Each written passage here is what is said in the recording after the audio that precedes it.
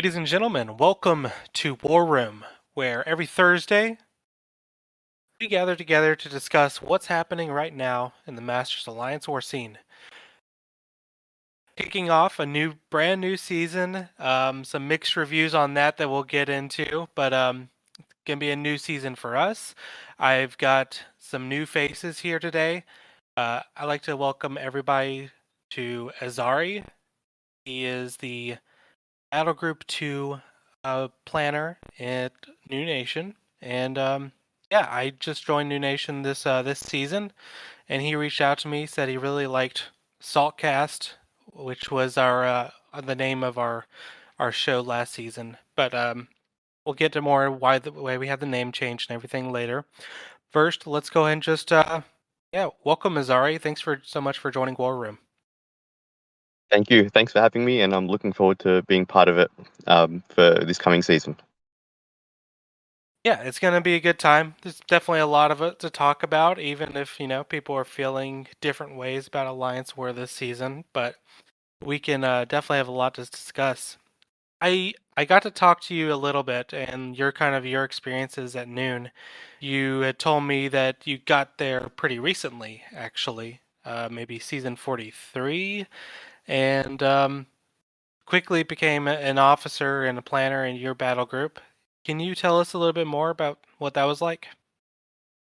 Sure. Yes. So, ever since I started playing MCOC about 4 years ago, I've been in the same single alliance pretty much from day one. That particular alliance had gone from somewhere in the silvers, or I'm not sure where, up to a consistent Plat One alliance. Had a friend of mine who joined NewN. He asked me to or encouraged me to apply at some point. Felt fairly nervous about doing it. Didn't really think much of it or expect much from it. I took the plunge. Surprisingly, the guys reached out and said they'd have me in, and away we went. I joined BG2. Had a lot of great people to learn from in a short period of time, but early on in my first season, a different BG had a planner who sort of had a bad war, quit the game, and sort of, it was a bit chaotic. We had to shuffle a few things around. They asked my friend and I to plan if we could. I guess I'd had some previous planning experience in my old Plat One alliance, Celestial Avengers, by the way, the name is, which is a fantastic alliance.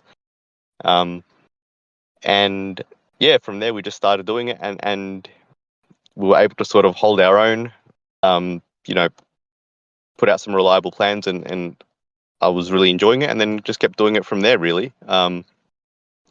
Prior to coming to NewN, I had had no experience in.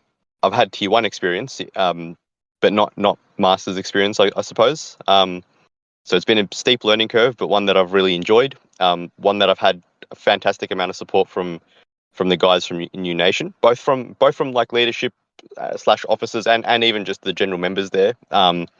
The discussions that we have, like the robust kind of discussions that we have about ideas that I might come up with, things that work, things that don't work, and everything like that. And that's allowed me to learn a lot about war planning, about how to sort of put something together that's successful, or at least that's competitive. In an alliance like NewN, and it's just been a fun ride so far. It's a really cool story, man. So you just kind of came over to NewN. You were wanting to play as these masters, which, I mean, NewN has been a gigantic alliance for a very, very long time. So I'm sure you were very excited at that opportunity coming in from like a platinum alliance. So, yeah, how that do you would you have you always had like a passion for planning, or is there something you've more so picked up even more so now? I mean, you told me you had prior experience, but would you say it was on this level? Um, it's different. I mean, look, I don't mind the planning. It's always been a little bit tricky. I mean, I've always enjoyed doing it. I enjoy things like problem solving, like puzzle solving, chess, things like that. So I see planning as a sort of part of that. Like, when you look at a puzzle, you got to think in your mind, okay, how can I solve this? I guess what I've come to realize, being in New Nation, I guess the way that I was planning in my old Plat One alliance, you might make a mistake or two, and it's up to you to try pick up on your own mistakes. The way war was back then, going back even just 4 or 5 seasons ago, there was a shortened duration for the attack phase, so um, we'd have a small amount of time to get a plan out, not really have anything checked over or reviewed or much consideration, and yeah, and then sometimes you'd have a mistake or two which could cost you, but yeah, being in New Nation, having the experience and the knowledge of others, to guide you where you do make a mistake, and just being able to learn that really quickly has been great, and I feel like that's allowed me to improve the way that I plan. It's allowed me to sort of analyze things a bit more thoroughly as well with the extended time for planning. So probably a combination of those factors has helped me, um, be able to sort of fit into like a Masters Alliance, I suppose. What were some of the key differences you noticed between planning here and then at your previous alliance? Obviously the extended durations of wars has helped with planning so much because now you can basically take a full day to plan if you need to. Unlike before, is like, okay, we need to get this out before people go to bed. But yeah, but just the how much time does it take as a planner when you're trying to learn what fights certain people are comfortable with, and they're good at using these champions, but he really he don't send him to this fight. How much does that go into planning for you? Uh, a lot, to be honest. I like to. I feel responsible, so I feel like once I've mapped out the 50 fights, I put myself in the other person's shoes and think, if I was using this champion, would I be comfortable doing this fight? Um, I don't like to send someone to a matchup that I wouldn't do it myself. Albeit the fact that, okay, I'm not, there are some champions, that I don't use often. Like for example, Ghost. Ghost is a champion that I've never used, but there's no. It's obvious that she's a good counter in a lot of scenarios. So where I know she can also work, for example, I'd also be comfortable assigning her. Um, and I think some of the differences that I've noticed now is um, just having people that analyze the game very well. Um, we talk about game plans, for example, with the members. There's a lot of good, robust discussions. People aren't afraid to tell you when you get something wrong, which is great. Um, because if you don't hear that feedback, you'll never improve. So I like hearing that sort of feedback. It doesn't matter how blunt it is. It is what it is, and that's how you can fix things up. Um, yeah, and then at the end of the day, I guess, yeah, just feeling like you're responsible for your own battle, for the battle group performing well. Um, Hmm.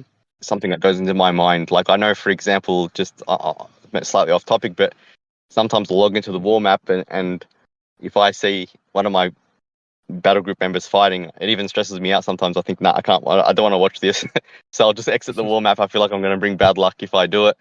So Yeah. I just, yeah, I care a lot about my battle group and the guys in it, and making sure, like I try to go to a lot of effort to make sure that that they've got the best opportunity to solo their fights, and not be put into positions where, I mean, actually no, look, everyone in the alliance is, has a good amount of skill, right? But I like to try find solutions where we rely on like a safe sort of fighting style, and then if you'll resort to your skill if the fight goes wrong, where you need to have to sort of pull out the miraculous save to get the fight over the line, as opposed to trying to ask someone to play perfectly from start to finish in a particular fight. Yeah. That's sort of the way I like to think about fights as well, I suppose. Yeah, we often forget that not only is planning and all that's a lot of work, but it's also a lot of pressure as well. At some point, it is the player's responsibility, but in the back of your mind, you're always going to have that feeling like, well, maybe I could have done something different. But that's it's really cool. I'm really glad to have you here on this podcast. As we're kind of transitioning to our rebranding and everything. I was going to kind of talk about that a little bit for the viewers who were previously watching us last season as Saltcast. As people know, I left the Alliance Salty and just now joined the Alliance New Nation. So we were kind of coming up with some names. I wanted to stay away from any kind of alliance-based names just to avoid any kind of complications or conflicts of interest there. And I started with War Room because it's like in real life, it's where you would kind of plan for battles and everything. In the game, whenever you get into a war, the chat line there that alliances can talk to each other, that's called War Room. And that's kind of what our ideas for this is, that we're going to be a channel that reaches across alliances to have discussions with each other. We have Encyclopedia still on for this program. He's going to be giving us our war news and fight of the week. He's from the Alliance Salty, and we're looking forward to bringing even more people from other Masters Alliances to join the show as well. Sorry, how would you feel about us getting into some war news and just starting some discussions about what we can expect for the new season? Sure, let's give that a run. Given it's off-season, this week's war news will be focusing on the new global Crush and its attacker tactic counter, Sturdy. Ooh, Crush is a tough one. Whenever the defender gains a bar of power, you, the attacker, are inflicted with 2 daunted passives. These increase the defender's special attack damage, and for each one, there is a chance that the defender will go unblockable for that special attack. On top of this, if you have at least 2 daunted passives, so always, the defender will root you during their special attack. So, what have we actually got to deal with here? We have specials dealing big damage, you are rooted, and the block damage will be very high, assuming the attack itself isn't unblockable. So how does our attacker tactic counter this? Well, when you intercept the opponent, you inflict a taunt on them, making it more likely they will throw their special attack, and reducing their attack value by a little bit. If they throw a special attack with that taunt active, all of their remaining power is immediately drained, and you, the attacker, will gain a steadfast passive, allowing you to block all unblockable attacks. So what's the general consensus on these two? Not good. The attacker tactic doesn't seem strong enough to counter a very tough defensive tactic. There is no counter to very high block damage. All you are doing is draining their power, and then you can block the attack. However, you are still rooted, and you need to get that intercept off to taunt them, and the taunt itself isn't very long. This is leading to some frustrations amongst some members of the community, which Kabam have responded to. Their response was, "We are happy with how it is, and we are looking to increase the difficulty of Alliance War slightly, and we're happy with how this is doing it." Many comments to this, however, are saying that this isn't hard, it's just stupid. Even if we keep the model of you have to intercept in order to benefit from the attacker tactic, which in the rest of the fight does absolutely nothing, you still have to A, get that, assuming the AI is going to play ball, which it may or may not want to, but this attacker tactic still provides no counter whatsoever to significant block damage, or the fact you are rooted. None of these two are taken into account. I've been looking around and found some screenshots coming out of sort of Plat 2, Tier 2 wars of some alliances going for more than 100 deaths. Now, these are off-season wars and things are remain to be seen, but there are people considering just going for the one loyalty season and just sort of brute forcing their way through it. Again, remains to be seen. So what can we do about this? Well, all the problems come off special attacks. So if you can end the fight before the defender can throw a single special attack, no problems. We're looking at using champions like Ghost, Corvus, CGR and so on to just nuke down the fight as fast as possible. Power start 1, power back boosts, get to your special 2 before they throw a special 1, drop it, you're back at special 2, special 3, drop that, hope the fight's over. It's not the most fun way to approach wars, and some nodes will put a big dampener on this, but it certainly works. Our second option again focuses around limiting the defender's special attacks. Strong power control, or ways that you can make sure they don't throw specials, are very useful. As you'll see in our clip of the week, if you don't give the defender much power, they can never throw many specials. In that fight, the defender will only throw one special attack, so as long as you can survive one, you're doing alright. Again, there are frustrations around this combination of nodes, and it's yet to see how exactly this will go. I personally think that the sort of 0 to 1 death clear wars are going to be much rarer at the top end this season, given it's simply just quite likely that someone is going to miscalculate, or the AI is going to throw a special out of nowhere, and someone is going to be taking hundreds of thousands of damage, basically for no fault of their own. Big thank you to MCOC Encyclopedia for bringing us some updates on the new tactic that we can be expecting here in Season 46. Just to remind everyone, MCOC Encyclopedia has its own YouTube channel, and I have the link posted down below in the description. Make sure to go check it out. Really, really great channel. Azari, so we're getting into it. The word on the street is the tactic sucks. Is that sound accurate?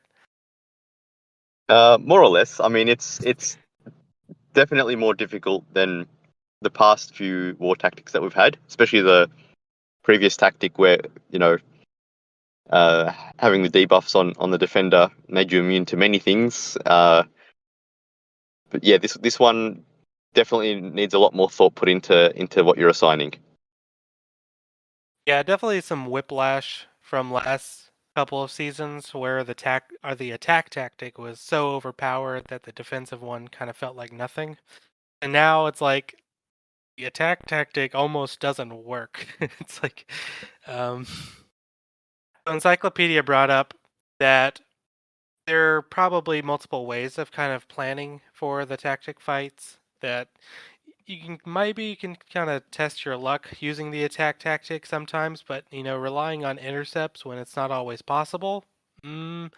But what do you think your distribution is for going with assigning an attack tactic or an alternative method like power control or just nuking the opponent?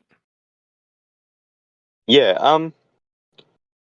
I guess it depends on the defender, the consequences of getting it wrong, for eating a special attack, for example, and the ability for a particular attacker to nuke a fight down or control the opponent's power bar one way or another.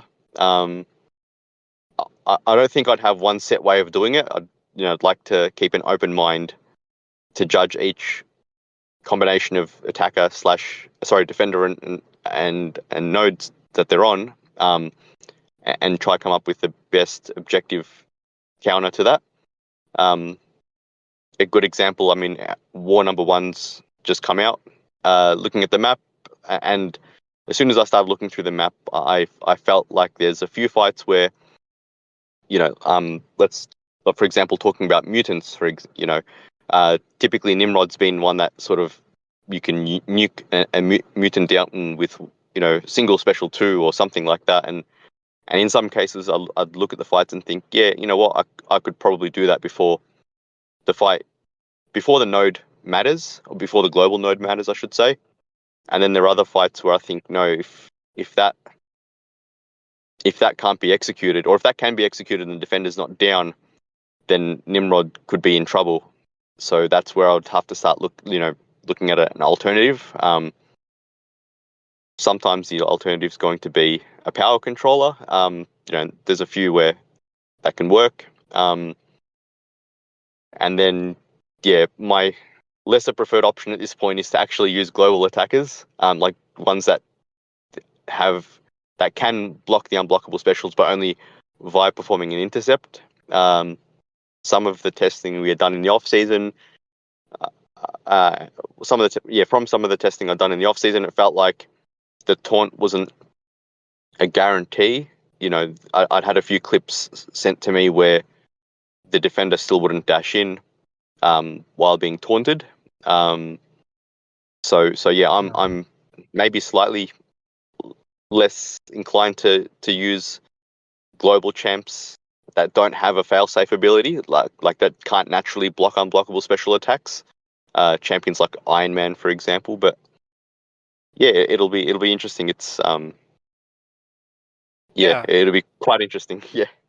I feel like the champions that Kabam gave the crush tag to, it's kind of an odd group, and a lot of them have special attacks that are very difficult to dex, or sometimes impossible, especially while rooted. But I mean, there are some that you can manage it. Like you could probably manage it against like Sauron and Spider-Ham Special 1, but you know, if you got an unblockable Joe Fixit, and you're just gonna die from bleeds, right? Yeah. Yes. And then of course we've got a brand new champion Onslaught who would have been a problem already. What are the defenders you're looking at the most right now? I'd say Onslaught is at the top of the list easily for me. It's. I was flicking through some of the YouTube videos just to see some general counters for him. Come across a couple, but I feel like the amount of safe counters to him is already fairly small, and then you add the global node to it, and that list becomes even smaller. And then you add, certain alliance war nodes, and the amount of safe counters becomes extremely small. So that he's probably at the top of the list. I feel like Photon was tricky as she was. Photon too. They've Oh added my gosh. they've added she's now a global defender as well, so that that can cause complications, especially if a couple of certain traditionally good counters like Mantis are banned. Then that I mean, she's not the only one, but she's a fairly good counter, so that can cause some problems. So they're probably the two at the top of the list. I have seen Sauron one shot attackers in the off season, so he could be scary, and I guess it's possible to have him at 7-star rank 3. So that can be tricky. I also think some defenders like Titania, Morbius, the ones where have a period of time where you can't intercept them. You have to wait for abilities to be on cooldown, and then get the intercepts going and things like that. That they can cause some problems as well. So those are the defenders that I'm probably the most worried about off the top of my head. Yeah, I noticed there's just several defenders here that it's like Kabam didn't want you to be able to counter them. It's like Yeah. you couldn't take this fight naturally. There's no tricks you could do to win this one. Like Photon is just going to kill you if you don't have a counter. Um, No, yeah, yeah, yeah, definitely. yeah, it's definitely going to be very interesting. And looks like there's what 31. I think that's right. 31 tactic defenders. Is that more than usual? Do you know? Because that's Look, I don't know how many of the. I don't usually keep count of that, but I think what happens is because of the nature of the tactic, a lot of defenders that aren't typically formidable can become scary. Like Titania, for example, now is a defender that you've got to take notice of. She's just not.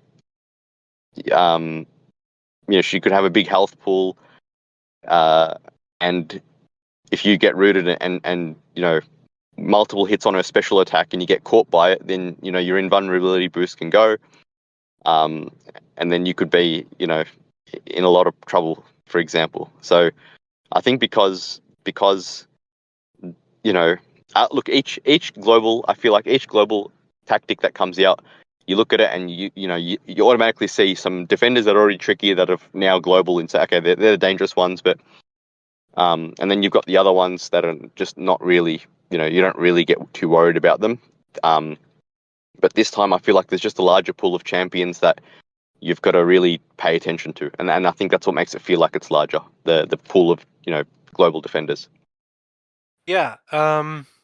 With this tactic, it feels like any of these fights could go wrong. I mean, if you're dealing with an unblockable special while rooted, even the easy ones to dex, the timing is different and the spacing is different. And you could easily just get killed by a random easy tactic defender if you just make that one mistake. So it's definitely a scary one. And Yeah. I've noticed even some specials that I would normally have no trouble dexing. It's like I'll get caught a little bit whenever it's got me rooted right beside them. Yeah, I'm gonna have to do a lot of duels this season, I think. If I unless I'm using like a nuke or a no special power control. On the topic of dueling, I mean that's something a lot of us like to do before going into a fight. But the dynamics of dexing a special would feel different in a Right. route, and that's something that you can't simulate in a duel. So you are relying on your intuition or things like that when if you are going to take on a war fight, and you will be put in that scenario where you're going to have to dex while rooted. Yeah, definitely some champions are easy, like for example a Spider-Ham SP1 that you said earlier. That's something that's not going to be too difficult. But even something like you know like an Omega Red, for example, his special one. I mean, it's not too difficult, but it's easy to get clipped by something as well if you're not aware. Okay, it may not kill you either, but it's things that can just catch you out. It's definitely more tricky. Yeah, and I anticipate that this season will eat a lot of gray boosts for people. And I have to Yes.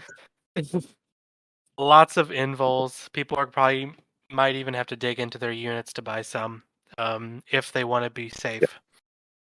Yeah, and even power start, like a lot of nuke options rely on a power start one boost as well. Yeah. So if a particular player is using a Nimrod or a Corvus or a CGR or something like that, then or Ghost or something, then yeah, power start ones you could probably chew through them pretty quick as well. Yeah. I don't know if it's the most creative of tactics when people were reverting to no special power control and power back nukes. If that's the best option, I'd rather it be a skill thing, which I understand they tried to put intercepting as like a skill thing you can do, but I don't think it was very well thought out. It should have been something else. Um, yeah, should have been something else, I think. But we got to deal with it, right? That's exactly. We're all in the same boat. I mean, it's not like one alliance has to intercept the other one and has to parry or something. So we've all got to find ways to deal with it together. Yes. Yeah. But it will be annoying because it'll probably be costly with potions and everything else. But it is what it is. Kind of on that topic, I mean, I know there's several alliances that aren't even really going to participate that much around the holidays anyway. So people not excited about the tactic, not excited about uh, playing on Christmas. It's going to be kind of a weird season. If nothing else, we should have plenty of drama for the people who are having fun playing war. My next question for you is, who do you think people are going to be banning, and who do you think people should be banning? Um, I think this season has a wider variety of bans than in seasons gone by, just because of the fact that there's different ways to approach uh, global, um, different ways to approach the global node.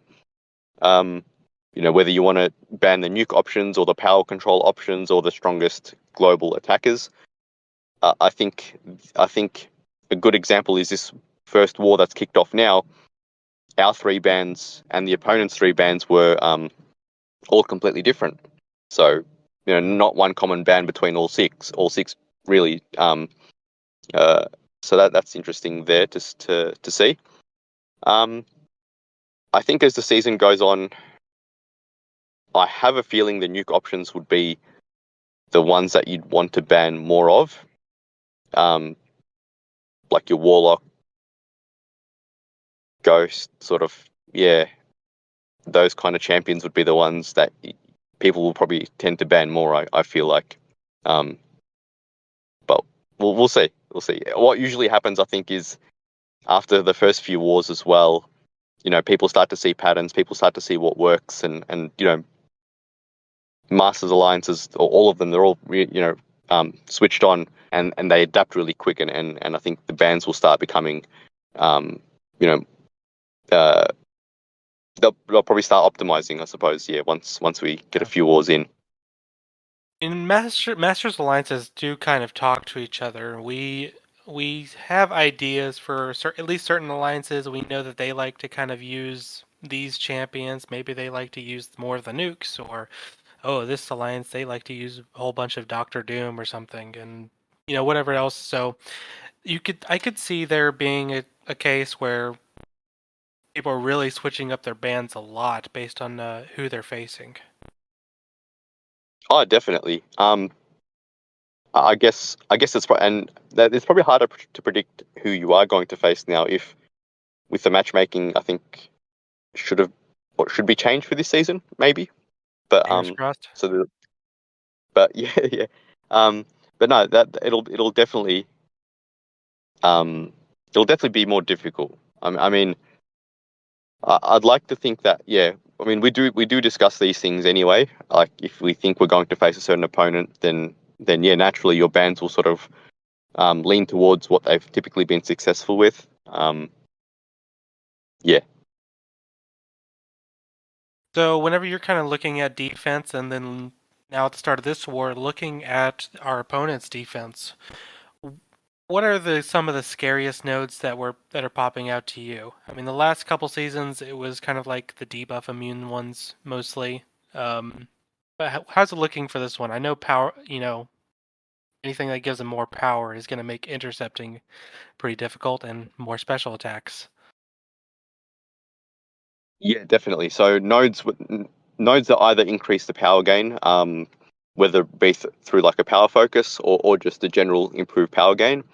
Um, Nodes that um, increase, like add special like prowess, like special attack damage. Um, along path 6, a couple of the mini bosses, aggression prowess, those kind of things uh, feel a bit scarier as well. Um,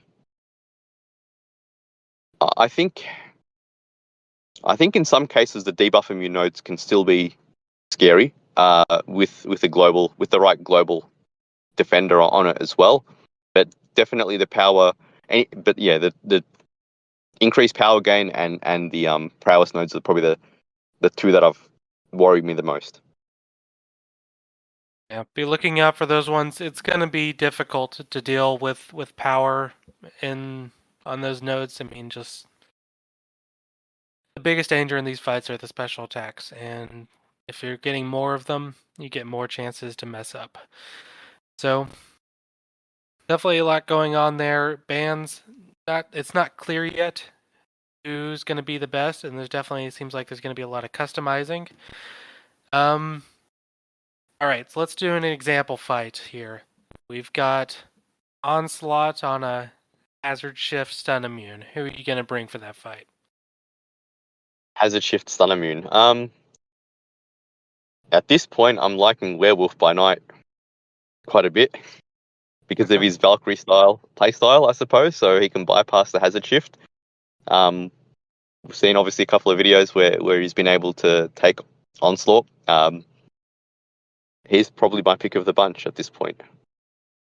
I'm glad you brought that up because we're about to get into our fight of the week where we found exactly that. Watch for this crazy werewolf fight.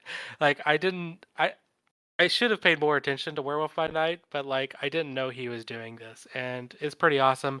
Check this out. This is a video by Mac, and we've got Encyclopedia again to give us some commentary. Our fight of the week this week is the Stun Immune, Incinerate and Poison Hazard Shift Onslaught mini-boss. And we're using Werewolf by Night. The plan here, as we could see Mac already doing, is to get those double mediums in, and to really let those ruptures start ticking him down, and to use his own howls like that to gain power. You gain 2 lycanthropy charges when you howl, but 2 more if that power gain causes you to cross a bar of power, hence why we have 6 now. Time has gone down, so he's going to go for another one. Okay, there we go, gets it, so he goes up to 8. That causes him to cross a bar, so now he's at 10. He's in his curse mode, and there he rips a massive special too. Look at that rupture damage go, and that's what we're looking for here. That very tricky Onslaught dex nearly gets it going, but he's only got clipped by the back end, so we can very quickly remove all of those neuroshocks. And now we're going to do exactly the same thing. Again, he's trying to get the roar off, or the howl. There it is, so that power gain's coming through. Going for the double mediums. There they didn't hit the block, but he got lucky that that no debuffs were applied, although we're in the poison phase, so we should be doing well, as Werewolf reduces the incoming duration of all poisons by 90%, so that's not a big deal for him here.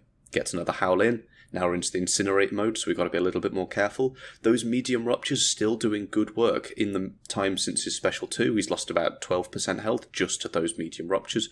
Gets his howl in, and here comes big damage again. Watch the poisons just disappear.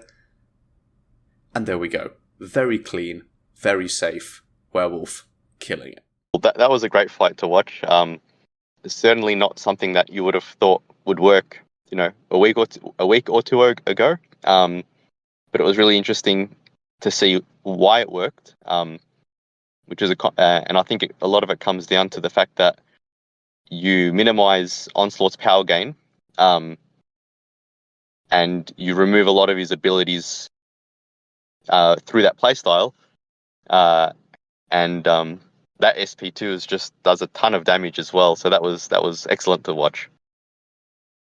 Yeah, big thank you to Mac for letting us use this video. I mean, it's an off-season war fight. He got hit. He started with low health, but he didn't care. We asked him. Yeah, you can go ahead and show this. There's a couple more videos of Werewolf kind of floating around, but I feel like I should have heard more about Werewolf because he is doing so much in that fight. And it's not just like an Onslaught exclusive thing. Like, you could be using him for almost anything. And yeah, I thought it was super cool. And it makes me really wish I had a 7-star Werewolf right now. I agree. I think anyone who's not rupture immune could sort of, you can approach that fight in a really similar manner. I've seen Werewolf take down. I've even seen him take down Photon, for example.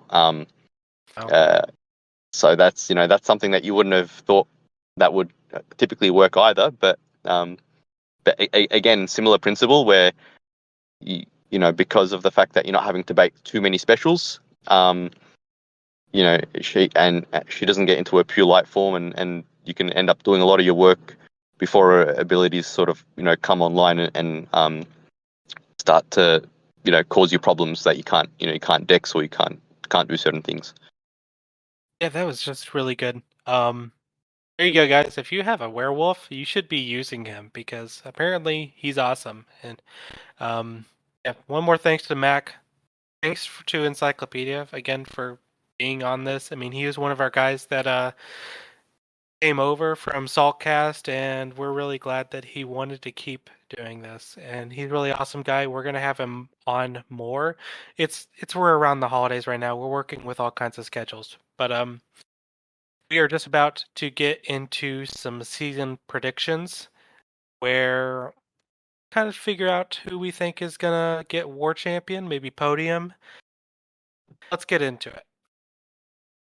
So, with the start of season 46, let's go ahead and just kind of look to the end for a bit and try and think about who we think is going to end up on top.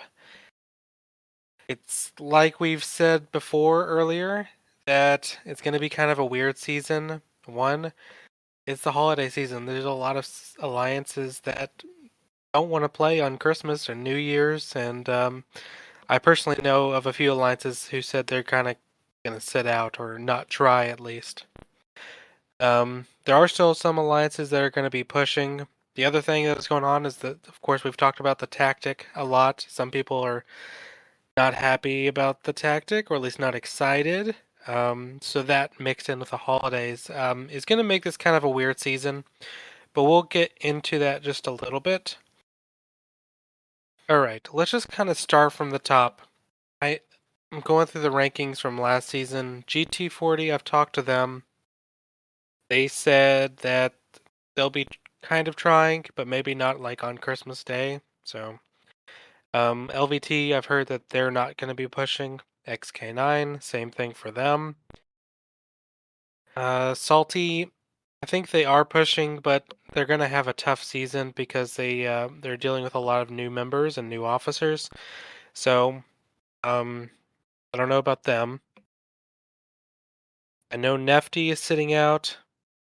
NewN, we're still going. We're Loki sitting out. I think SSX is still going. All right, Azari. If I missed anything, are there any other alliances that you personally know about?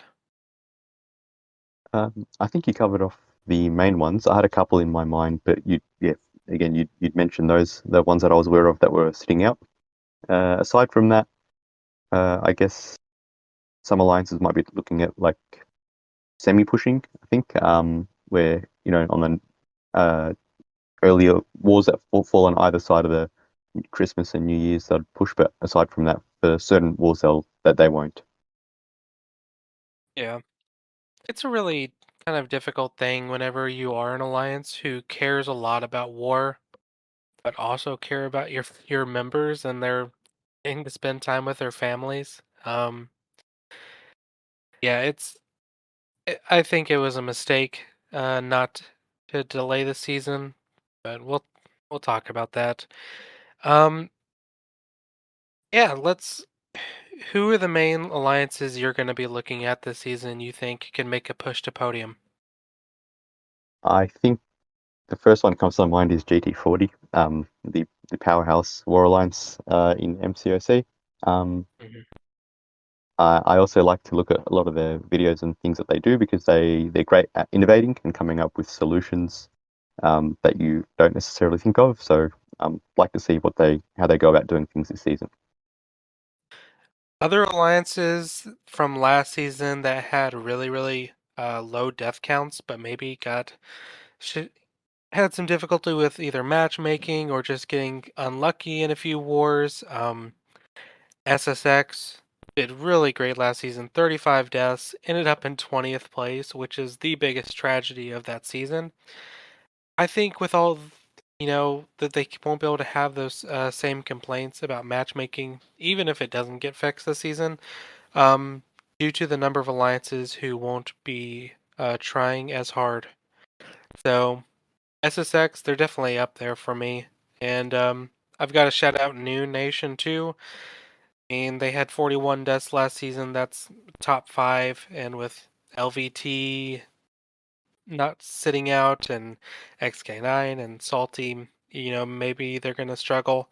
But I'm hoping they do well. I just want to make that clear. I came from Salty, and I hope Salty just kills it every season. And but the current prediction is that they're probably gonna have to take a season or two to recover. Um, Yeah, those are the kind of the big three I'm looking at right now, is along with GT40, like you said. So GT, NewN, SSX. I mean, I could see maybe PBT.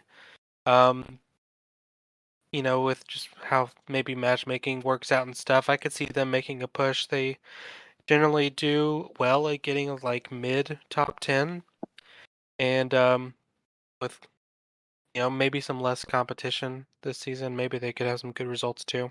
I don't know, is there anybody I've left out, you think? Um, Again, I don't know much about what PBT's and SGA's plans are this season, but I think they could have some good results too. Certainly. PBT, I think, did excellent last season. Quite consistent. They got one up over us as well. They definitely deserved it. So I'd definitely think of them, assuming that they are taking the season seriously as a potential podium candidate. SSX definitely unlucky last season, and a lot of great players, and would definitely be in the running as well out of the alliances that I think are giving it a good shot this season too.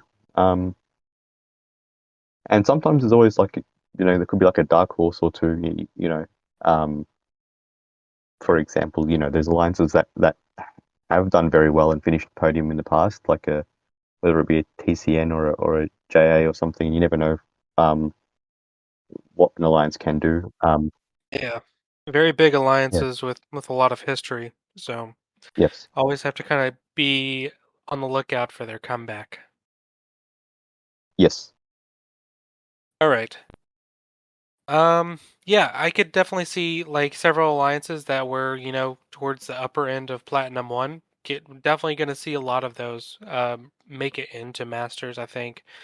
Um, if the projections right now that, maybe the alliances only give up Christmas Day War, but from what I've heard, there are actually a lot of alliances that are not going to be trying as hard this season. Yeah, so let's just go ahead and get into it. Who are your top three picks for the season if you had to pick them? Um, I would say GT40 is an easy choice. To work into the podium. Uh, I really like how SSX have been building. You know, results or matchmaking aside, I think they've been doing a great job, and it's really cool to see how they're performing. Um, and I guess without definitively knowing what other alliances are doing, but yeah, PBT, New Nation PBT could be sort of potentially fighting it out around there as well. Um, they're probably my picks. Yeah, I think I'm leaning the same way. I mean, if we're just going to go by attack bonuses, which we're kind of hoping that's going to be the trend, is that your attack bonus should reflect how you end at the end of the season with changes to matchmaking and less upsets due to, even if they were a rematch against LVT, who's a top alliance, they're not trying as hard, so maybe they give you one. Um, I think we're going to get something a little bit more accurate according to attack bonuses, and considering the people who are actually going to be pushing the season, I have to agree. I think it's going to be GT, SSX, New Nation, but maybe a PBT or someone making their way in there. So yeah, just gonna have to be on the lookout. Really, I mean, people could say they're not going to try hard, but they could still do really well just by force of habit. We'll have to see though. It should be a tricky season, so maybe it'll take some effort. Did you have any final thoughts? Um, I guess generally speaking, it's an interesting dynamic. If with when there's a few changes, I guess in this case three big changes. One being the holiday season and how certain alliances are trying more than others. B, new global, um, and C, new matchmaking. So all those factors combined make it really, uh, you know, there's a lot of uncertainty. So I think it is really interesting to see how this season will unfold. Kind of just getting into the conclusion for this program. I did want to just kind of bring up that this drama that Bam is trying to just, swat away, that they have set a precedent in the past for, postponing it during the holidays, and I do think it was a mistake for them not to do that again this season, at least for the people who consider war to be something competitive and looking forward to. It really feels bad to like sit out a season based on these number of factors. I Yeah, yeah. nobody nobody has ever complained when they did delay the seasons for the holidays.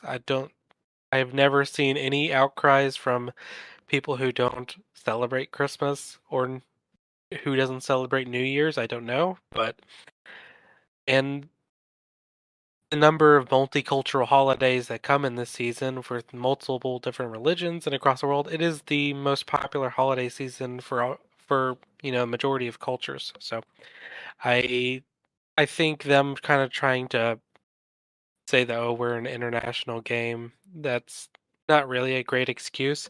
I think they just left the timer going and didn't want to change it. That's my opinion. I don't know if that's true. Um, Also, from like an alliance war perspective, it would have been great to have all the top alliances, battling it out uh, with the new, you know, with the new matchmaking and see how it would have unfolded with everyone, giving it their best shot. There's definitely a lot of the alliances, an example being LVT, for example, that I think are definitely podium worthy.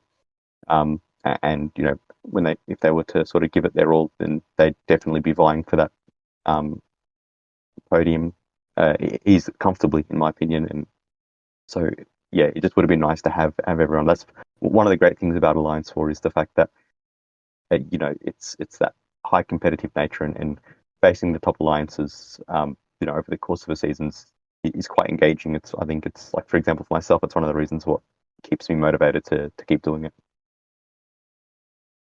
yeah, it's gonna be it kind of makes the season a little more boring when people aren't trying as hard. If we only have 3 or 4 wars that really matter, um, I don't know. It's okay. I not honestly, if I was Kabam, it's really not too late to cancel the season. You've done that many times. We don't have a problem with it.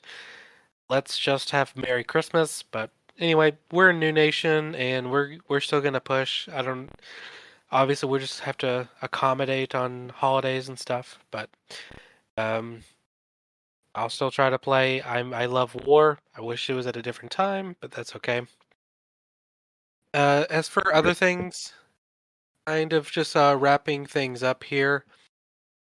If people were watching Saltcast last season, you know that we were kind of doing war news and an interview. What we're going to be trying moving forward is that on Thursdays we're going to be posting our war news and discussions, so that we're kind of just doing it week by week, covering wars 1, 2, 3, then 4, 5, 6, etc. Of course, this is week 0. There's no wars yet, and then on the weekends, the plan is to have special interviews with, guests we think deserve more time, and definitely a lot of people in the community that we're interested in talking to. Obviously, we're not going to have one this weekend. It's Christmas. I don't want to do it. I wouldn't want to ask anybody else to do it, but be looking forward to having interviews and stuff starting the weekend of next week. So, um, aside from that, um, I think that's mostly everything we wanted to cover today. I wanted to thank you, Azari. Thank you very much for joining War Room, and it's been really great to talk to you today. Thank you for the opportunity, for giving me a shot, and it's great to be part of it. It's something I'd been listening to, since its inception, pretty much, and felt like if I could help in any capacity, I'd love to. So thank you for the opportunity. It's been a pleasure. Yeah, absolutely. I mean, I could tell just talking to you for a little while that, you're someone who is, passionate about war and that this is something you are really interested in. And those are the kind of people I'm interested in. So, and if I have to say, I think you did a great job. So, thanks a lot for being on the program. Thanks a lot to MCOC Encyclopedia again, and everybody else who joins. The last thing I wanted to say is that I do now have a Discord server. I've got a link down in the description. Come say hi. If you liked our fight of the week, we are planning on doing a giant fight of the week episode where we take, I don't know, we've picked a number, 15, 20. We'll fill up 40 minutes or plus of just using community fights, and we'll probably have a special guest for that. So if you want to be on that video, you want us to give comments on your fights, join our Discord, share your video, we'll take a look. I think that's pretty much everything for today. Zari, did you have anything you want to say before we go? Nothing in particular. Just want to thank everyone for listening in. Wish yourself and everyone listening a Merry Christmas and a Happy New Year. Yeah, same here. Happy holidays to everybody. If you are playing War and trying to push, best of luck this season. Keep tuning in. More updates to come. We will catch you guys next week.